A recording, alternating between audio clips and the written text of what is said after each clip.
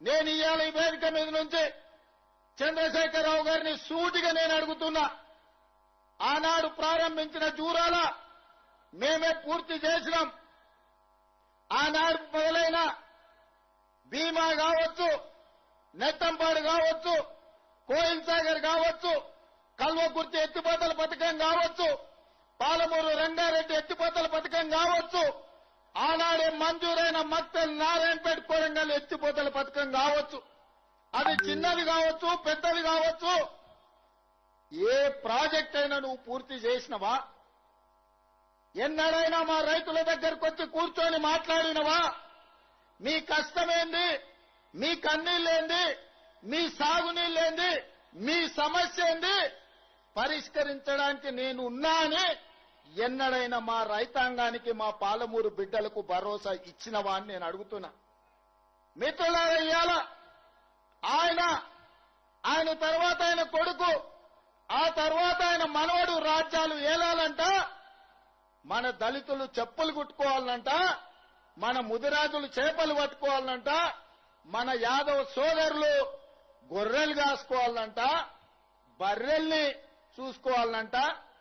ఇవాళ మనమేమో గొర్రెలు, బర్రెలు, చేపలు, చెప్పులు కుట్టుకుంటే ఆయన కొడుకు, ఆయన మనవడు రాజ్యాలు వెళ్తాడంట. ఒక పాలమూరు జిల్లా మారుమూల ప్రాంతం నుంచి, నల్లమల్ల అడవుల నుంచి ఒక రైతు బిడ్డ 20 సంవత్సరాల క్రితం సరిగ్గా జూలై 4 తారీఖు నాడు ఇదే మిడ్జిల్ మండలానికి జడ్చర్ల వస్తున్నా అంటే నా గుండె వేగంగా కొట్టుకుంటది. 20 సంవత్సరాల క్రితం ఇక్కడనే నా మీద ఓడిపోయిన నా మిత్రుడు రబ్బానీ ఉన్నాడు. ఆనాడు రబ్బానీ మిడ్జిల్ నుంచి గెలిస్తే జిల్లా పరిషత్ చైర్మన్ చేస్తాను డాక్టర్ వైఎస్ రాజశేఖర రెడ్డి చెప్పిండు. కానీ మిడ్జిల్ మిత్రులు, ఒక యువకుడు వ్యవసాయ కుటుంబం నుంచి వచ్చిండు, మా జిల్లాకి ఏమైనా చేస్తాడేమో అని ఆనాడు కప్పు శాసన గుర్తు మీద ఓటేసి జూలై 4, 2006 నాడు ఒక చిన్న మొక్క నాటిండ్రు.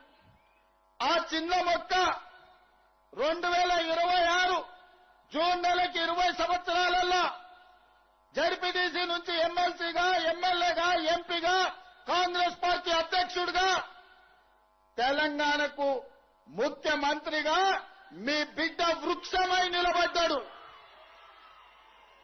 మీ బిడ్డ పాలమూరులో ఉన్న మర్రి చెట్టు ఎంతమందికి నీడనిస్తుందో ఈనాడు మీరు ఆశీర్వదించి, ఆనాడు మీరు అభిమానించి గుండెల్లో పెట్టుకొని భుజాల మీద మోసిన జడ్పీటీసీ ఈనాడు తెలంగాణ రాష్ట్రానికి ముఖ్యమంత్రి అయి మీ ముందలో నిలబడ్డాడు.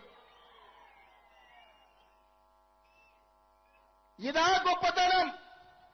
పార్లమెంటులో గెలిపిస్తే పారిపోయి గజ్వేల్లో ముఖ్యమంత్రి అయి గోదావరి జలాల కోసం 3 ఏళ్లలో 1,00,000 కోట్లు ఖర్చు పెట్టి కాళేశ్వరం కడితే కూలేశ్వరం అయి కూలిపోయింది ఆయన పాలమూరు.